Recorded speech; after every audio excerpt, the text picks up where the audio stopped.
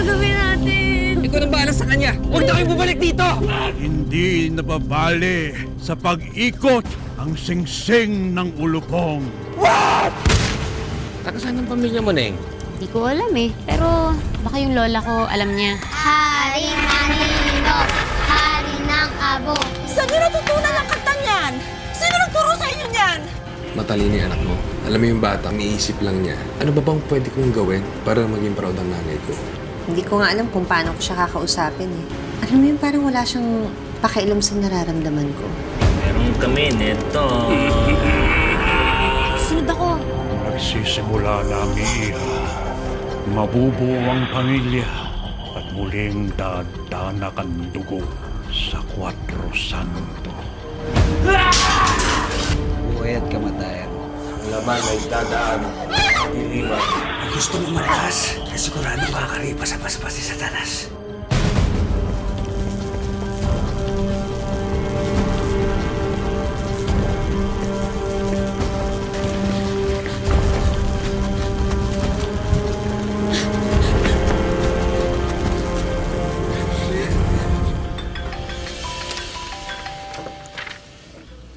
Hello, Mia?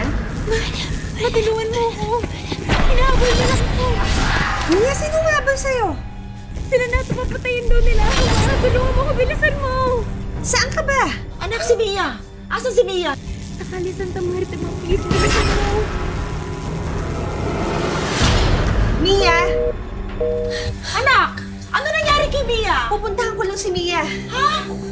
Teka, sasama ako. Nay, huwag ka nang umalis. Sige, sasama ako. Dito ka lang. Baka dito dumiretso si Mia. Basta huwag kang aalis dito, ha? Oh, Nay. sigurado ka? Mag-ingat ka, anak!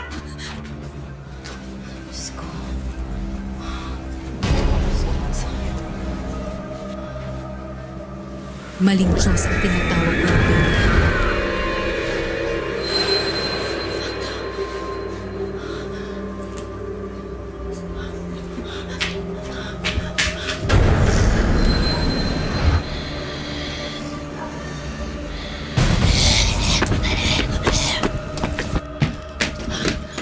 Tandaan mo ang mga Diyos mo, Bella.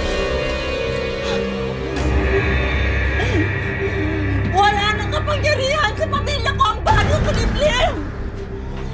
Binuwis na ni Ador ang kanyang buhay para makalaya kami! Kung hindi ka tatawag sa kanila, mamamatay ang apo mo.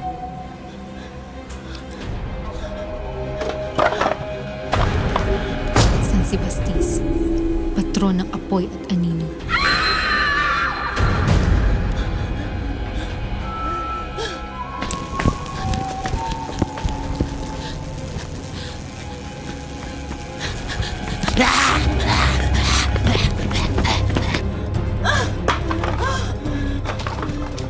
San Bastian, patron ng lupa at laman. San Espada, patron ng hangin, ng unos, ng pamasakan.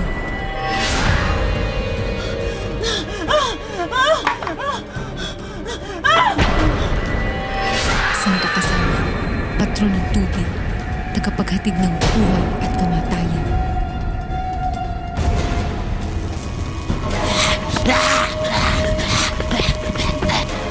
Pagtataksilan ko ang alaalan ni Ador kapag tatawag ako sa maruming mga nilalang na ito! Alam mong kapangyarihan lang nila makakapagligtas kay Mia, Bella. Patawad, Ador!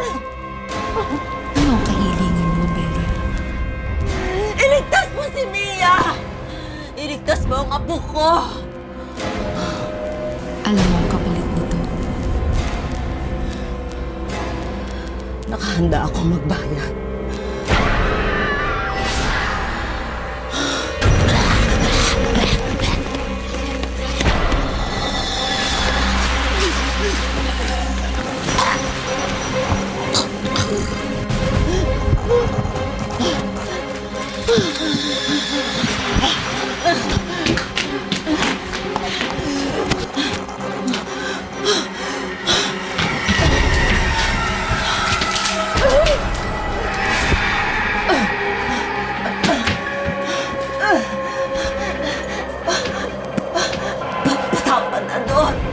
sinundan ka rin ang dilim.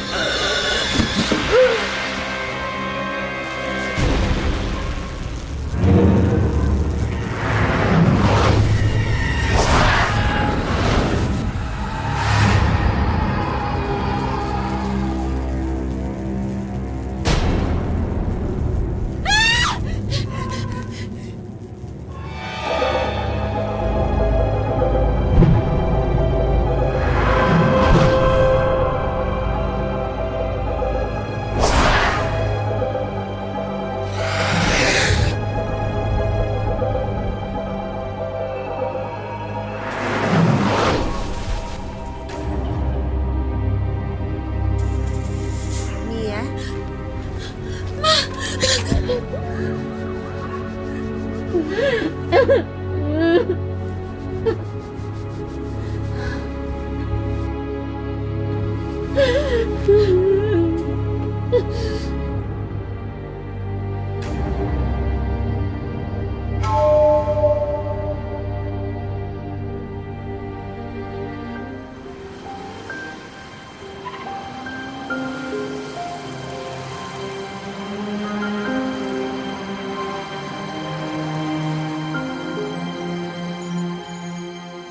So, gusto mong ipagpatuloy ang pag-aaral mo dito sa next semester, Mia?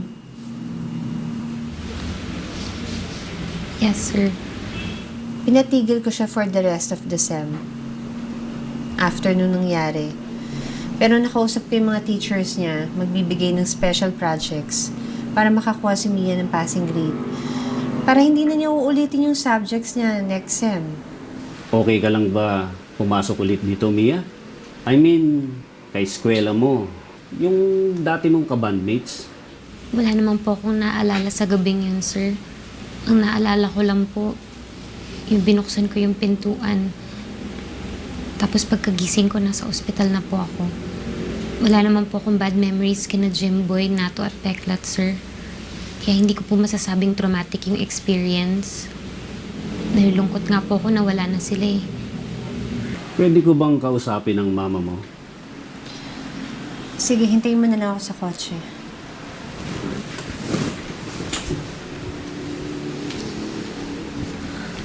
Look, I tell you honestly, Isay, hindi ko aproban ito. Sir, bakit hindi? Aminin natin na may reputasyon si Mia bilang Weird. shaky ang reputasyon ng college.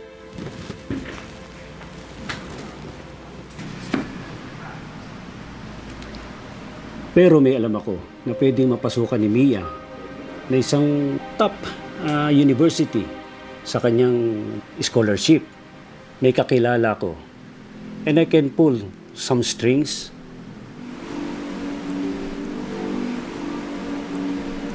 With all due respect, sir. Ibibigay ko resignation letter ko bukas, sir. Pero pag-isipan mo, Isay. Goodbye, sir.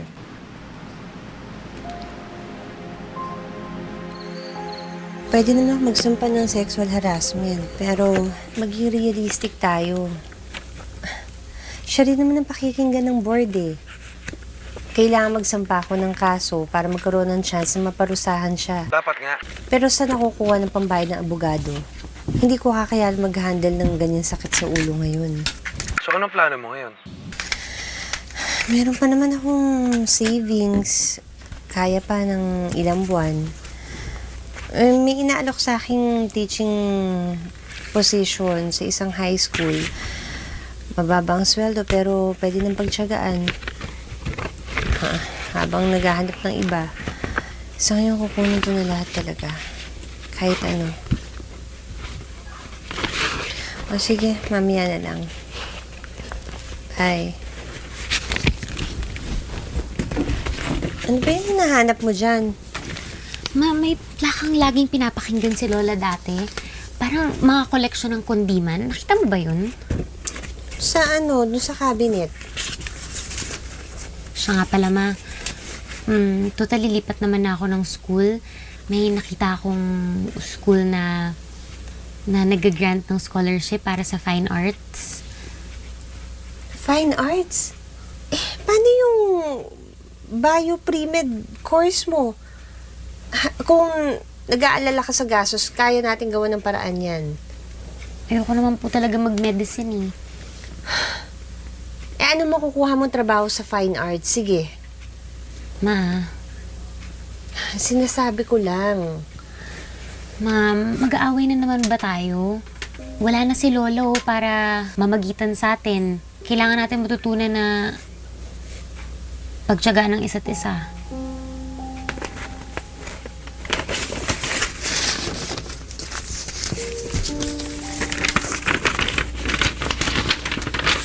Ma,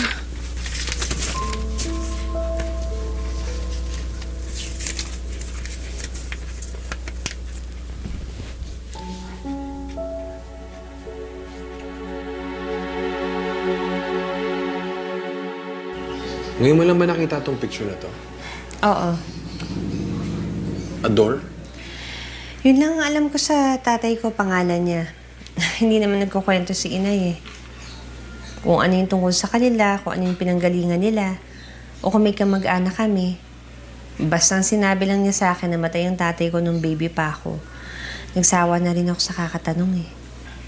Pero sandali, saan ba tong 4 Santo na to? Pinapahanap ko pa kay Mia sa internet. Plano namin ngayong weekend. Puntahan namin kung hindi malayo. Alam mo, Isay, umalis doon yung nanay mo na hindi sinasabi sa'yo. Baka naman ayaw na niya bumalik dito sa 4 Santo. Baka may mga kamag-anak kayo may atraso na hindi na niya pwedeng mapatawad hanggang kamatayan. Hindi, para makita ko rin.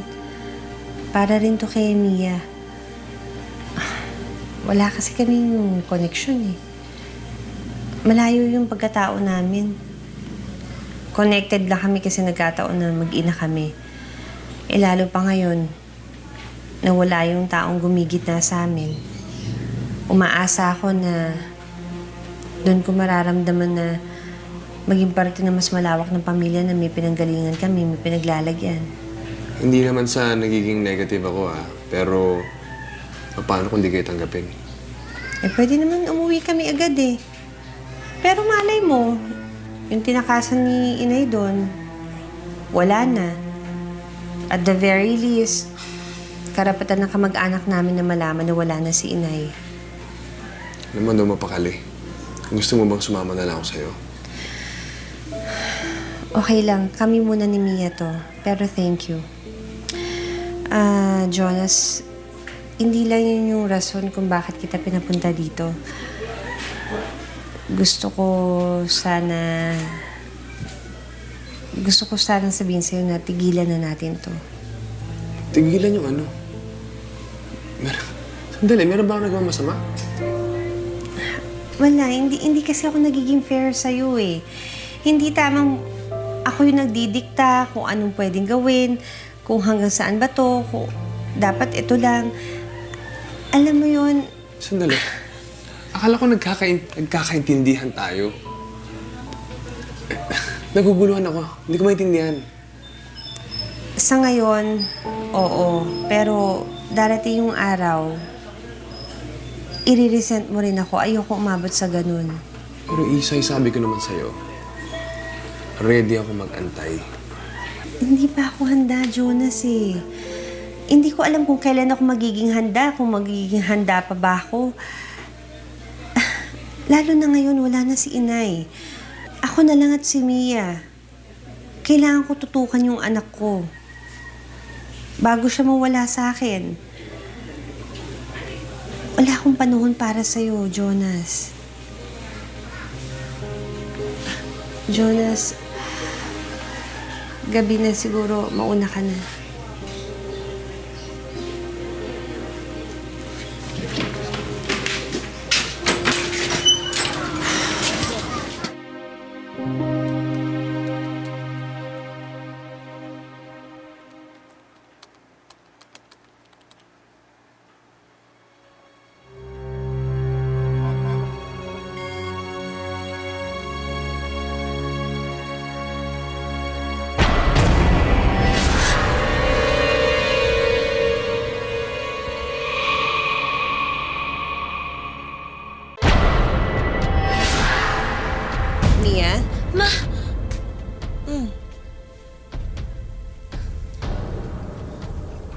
nakita ko na nga pala kung saan yung Cuatro Santo.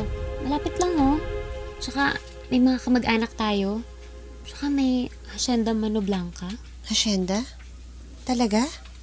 Mayaman pala yung pamilya natin, May. Basta ako gusto ko ng kabayo. Tapos sasabihin ko, pedring kape. Tapos pag hindi ko nagustuhan, itatapon ko sa mukha niya, sasabihin ko, tonto, hindi mainit. Animal de la tierra. Oh, sige, matutulog na ako. Matulog ka na rin. Maaga pa tayo bukas. Sige, Ma. Hmm? Bakit nandito to, Ma? Ano ba yan? Ito yung nakuha ko sa matandang namatay na nasagasaan. Tsaka ayoko to na nandito. Ito yung huling nakita ni Lola. Hindi ko nga alam kung bakit niya nabuksan to eh.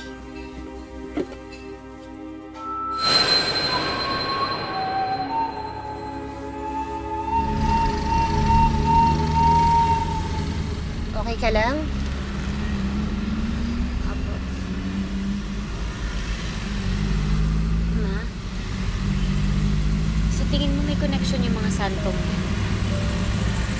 Sabi kasi ng matanda, dugo yung pinambibili dyan. Hindi kaya ibig sabihin niya buhay. Kaya nung tinanggap ko yung mga santo, buhay ni Lola at ng mga kaibigan ko yung kapalit. Kasalanan ko kung bakit wala na sila. Anak, nung may nangyari sa akin, iniisip ko baka ako may kasalanan. Hindi ko kasi maintindihan kung bakit ako, bakit sa akin. Baka may nagawa ako, nasabi, naisip, kaya pinaparusahan ako. Ang totoo, nagkataon lang na dumaan ako sa isang lugar kung saan siya naghihintay ng may mabibiktima. Ang Lola Belia mo, may sakit sa puso, kaya siya namatay. Pinagtangkaan kang patay ng mga barkada mo dahil lulong sila sa droga. Tumitingala tayo sa langit para humingi ng biyaya sa mga Diyos natin.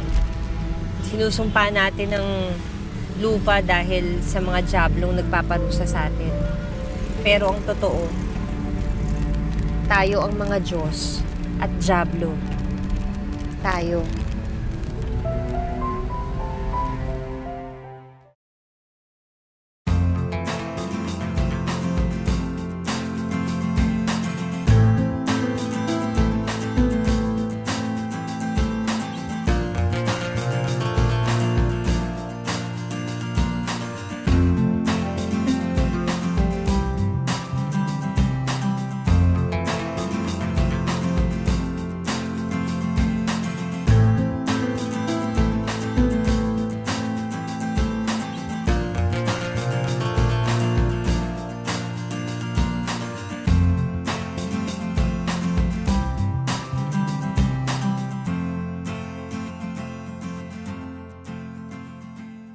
Magtanim ay di biro, maghapong nakayuko. Walang wifi, walang cellphone, klaro lang maghapon.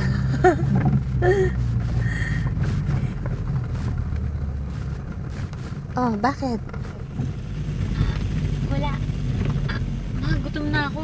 Hanap naman tayo ng mga kainan. Ayun o, may karinderya doon.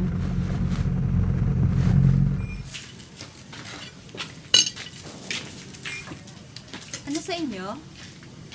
Dalawang kanin, dalawang torta, tsaka dalawang isda. Ano pang oras na? Tumigil tong relo ko eh. Nag-reset yung clock ko eh. Wala rin akong makuha signal. Ay, naku, te.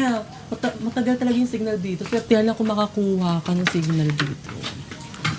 Bago lang ba kayo sa Cuatro Santo? By the way, I'm Linda. Linda for short. Ako si Isay. Ito ang anak ko si Mia. Kadadating lang namin. Paupo ah.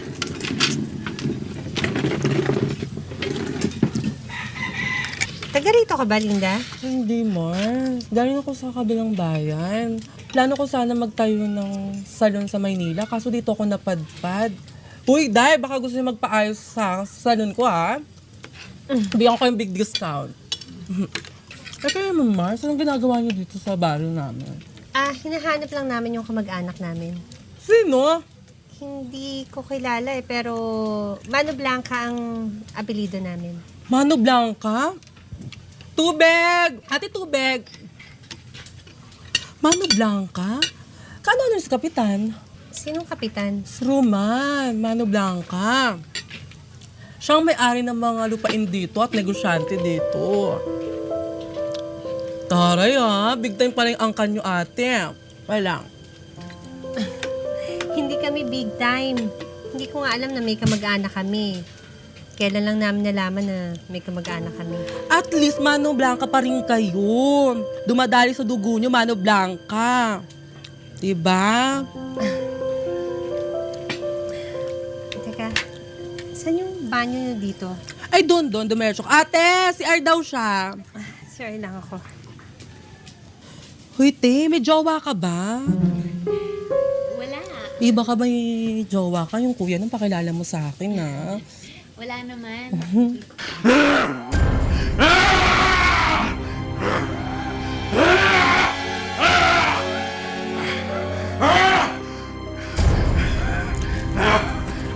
Ang daming bibo, patutulog.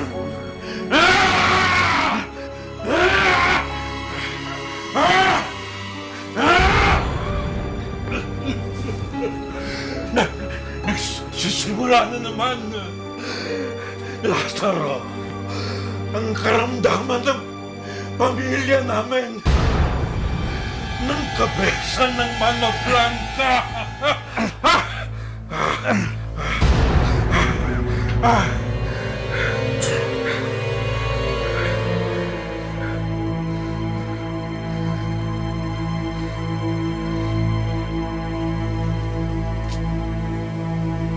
Mia?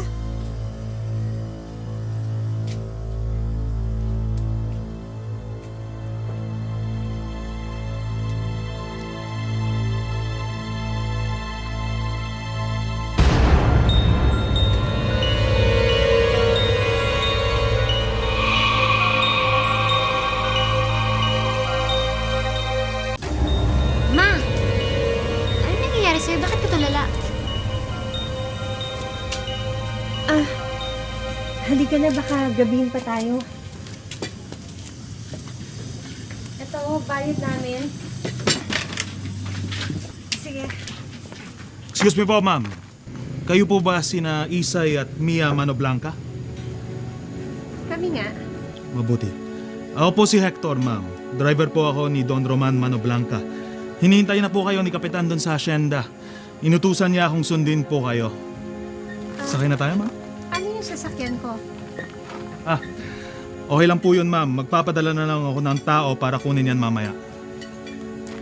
Halika na, ma'am.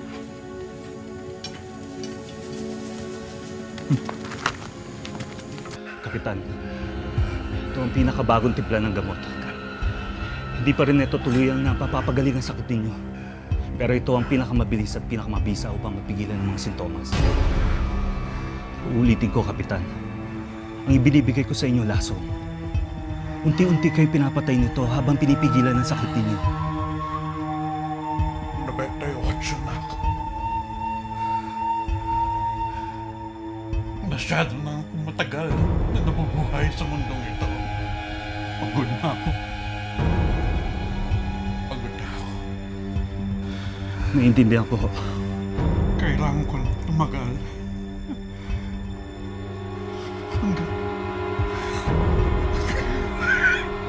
Manang hindi po.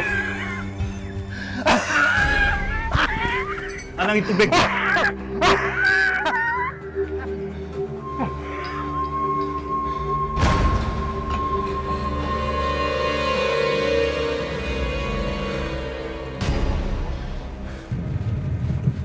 Nabalitaan lang po kasi ni Kapitan, ma'am, na may kamag-anak siyang dumating. Gusto lang niya na makilala kayo po. Para kasi kay Kapitan, importante ang pamilya, ang kadugo. Ngayon lang kayo nakarating dito sa Cuatro Santo. Ano po, ma'am? Oo. Ano pong tingin niyo sa bayan namin, ma'am? Maganda, tahimik, tsaka parang mabait yung mga tao, no? Totoo po yan, ma'am. Tahimik kami dito. kilala ng lahat ang isa't isa. May malasakit kami sa kapwa namin dito. Importante sa amin ang pakikisama. Di tulad dun sa Maynila. Kanya-kanya, walang pakialaman. Pinapatay na nga ang kapitbahay mo, di ka pa nakikialam. Paano mo nalamang taga Maynila kami? Nakita ko lang po sa plaka ng kotse nyo.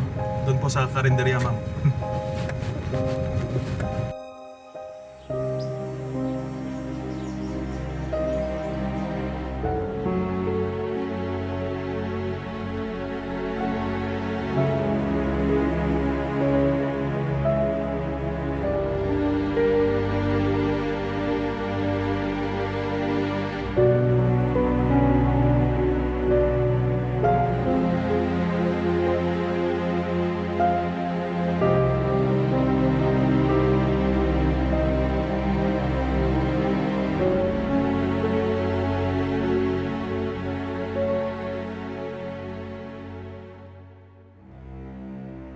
Kapitan, uminom po muna kayo.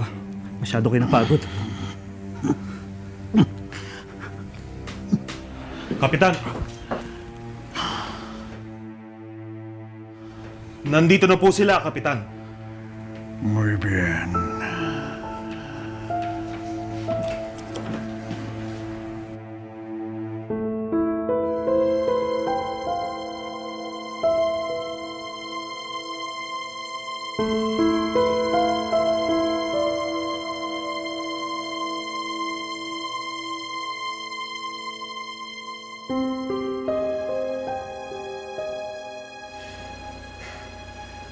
Maligayang pagdating sa Cuatro Santo.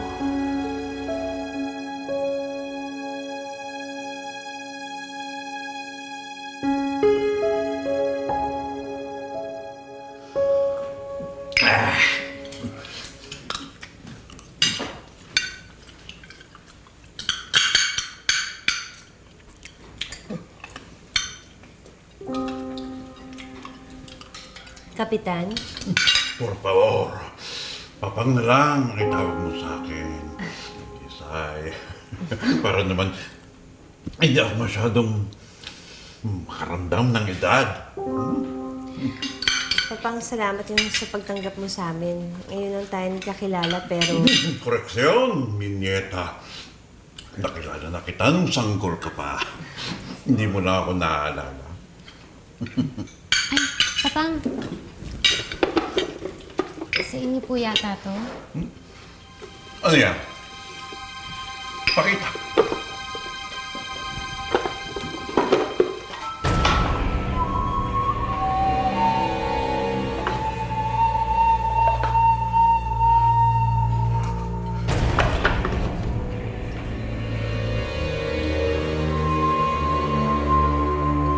Hindi ko na inakala makikita ko pa ito. Inukit pa ang mga stantong ito ng isang ninuno natin. 300 taon na nakakalipas. Ito ang dahilan kung bakit tinawag na Cuatro Santo ang bayan. Saan mo ito natagpuan? Nabili ko lang po sa isang weirdong matanda.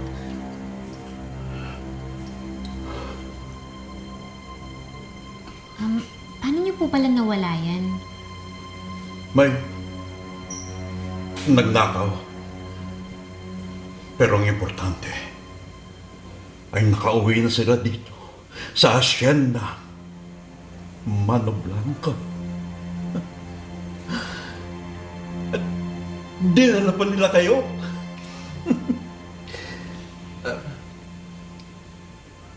Nasaan na nga ba si Belia? Patay na po si Lola Belia. Inatake po siya sa puso.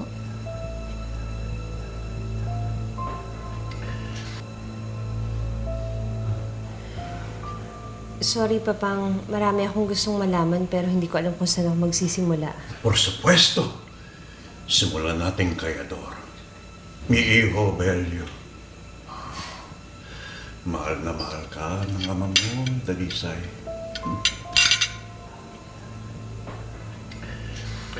Isang trahedyang naganap habang nangangaso kami sa gubat.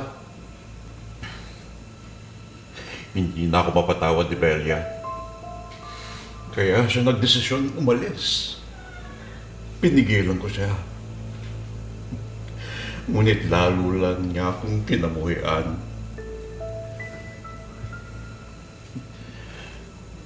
Sakit at edad ang nagturo sa akin na may mga bagay na hindi maaaring ipilit. Kaya, nirespeto ko na lang ang desisyon niyang umalis. Nanalangin na lang ako na isang araw, mabubuo tayo. At ngayon, natupad na. Vaya con Dios, Belia.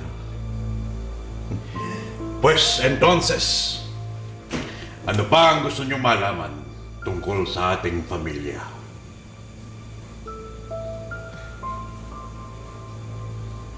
Nasaan ba ang Kuya Doming Molando? Mabait ang batang yan, hindi tulad mo. Palaging mataas ang barka mo sa eskwela, hindi tulad mo. Sabi nga ang teacher niya kahapon, Alin Tasing, pwedeng maging doktor yan si Doming. Kung bagong doktor ang Doming, sabi ko, hindi lang yan ang pwedeng abuti ng magkamaestra. Baka nga siya pa ang maging tuto ng susunod na presidente pagkatapos ni Marcos. Nasa Muntinlupa si Kuya Doming, Nay. Nakakulong dahil nahuling nagtutulak ng droga sa Maynila.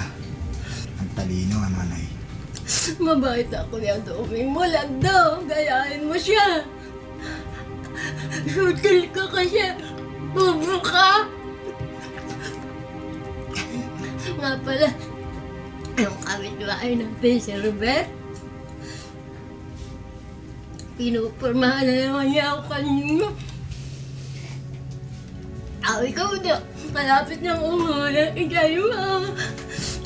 Bubugin siya nun eh.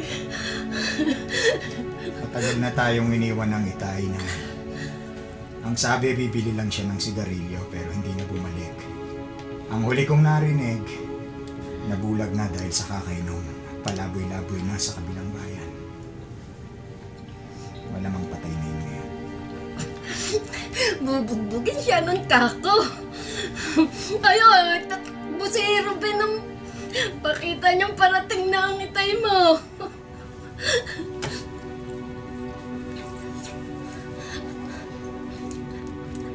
Ang bano sa Molando. Buksan mo nga yung bintana.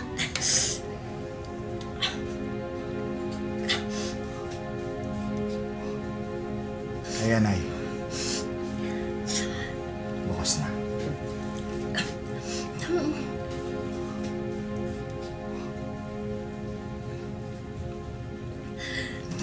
Ano nga bang plano niyo ni Emma?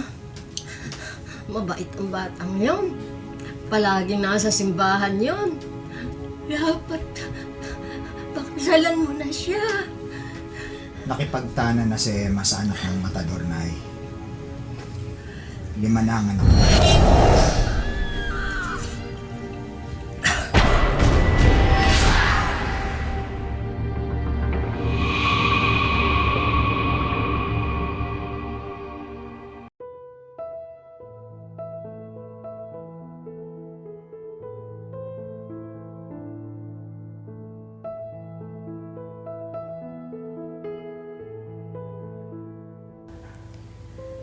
Nakaka-overwhelm yung mga kwento niyo sa amin, Papang.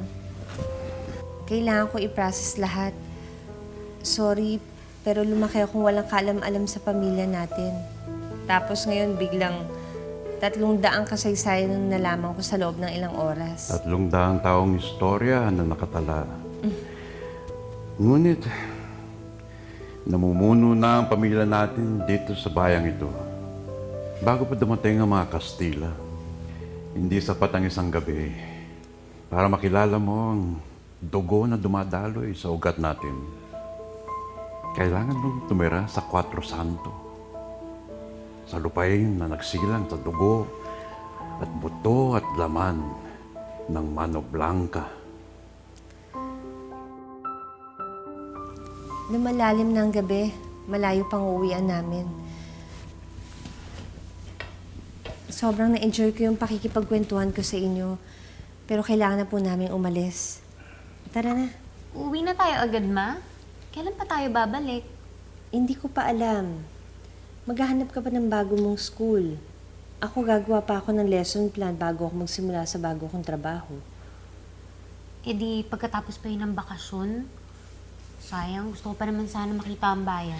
Espero un momento, nieta. Bakit hindi na lang kayo magpalipas ng ilang araw dito sa hacienda? Thank you po, pero Bakit? May naghihintay pa sa inyo sa Maynila na kailangan agad balikan? sa totoo lang po, wala naman. Entonces, dito na kayo magpalipas ng ilang araw. Sige na, Kilalanin ninyo ang Cuatro Santo.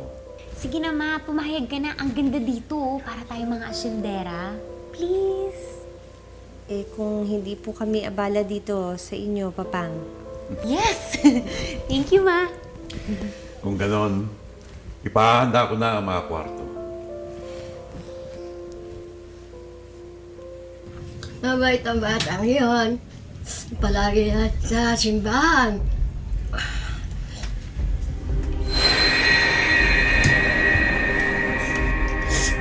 Para mabigyan mo ako ng maraming apo. Huwag kayong titigil lang paggawa ng bata, ha? Hanggat mabigyan niyo ako ng maraming apo. Naririnig mo ba ako, Lando? Lando, naririnig mo ba ako? Basta gusto ko, maraming apo. Asan ba kuya Tuming mo, Lando? Hindi kaya magpakain sa akin. Mabait ang kuya mo yun. Hindi na tulad mo. Salbahay ka.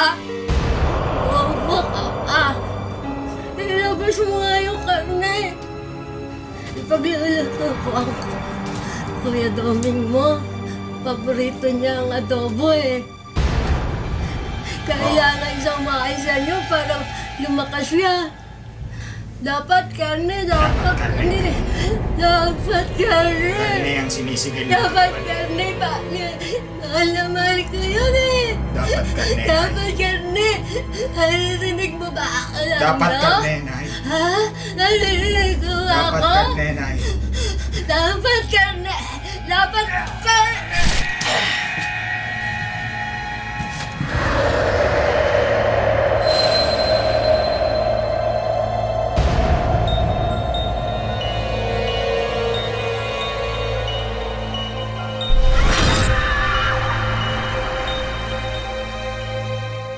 Pedring, ihanda ang kabayo. Gusto ko libutin ang lupain. Pakisabi sa mga Indios na mag-deodorant sila. Entiendes? Entra!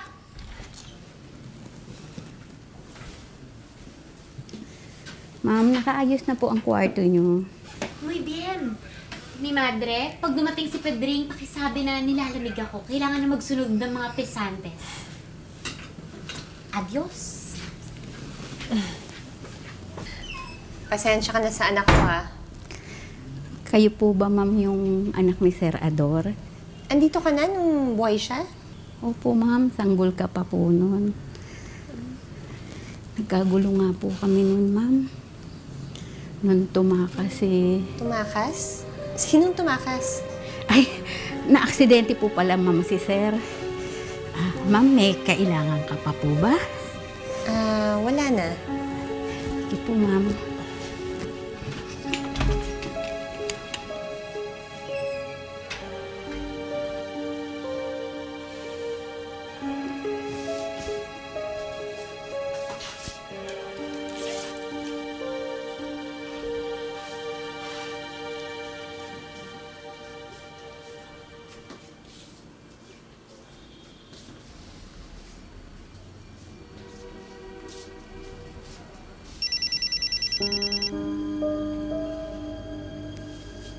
Hello, Jonas?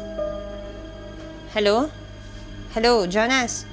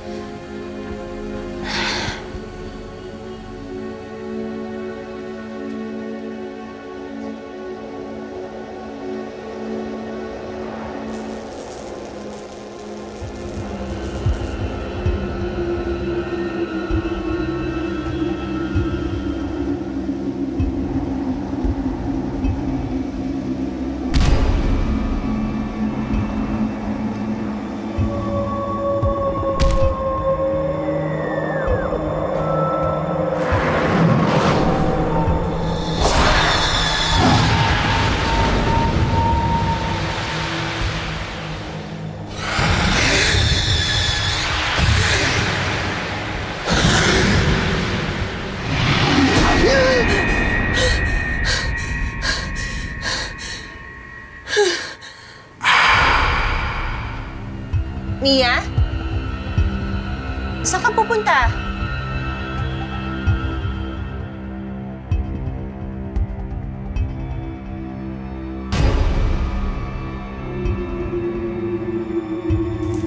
Mia?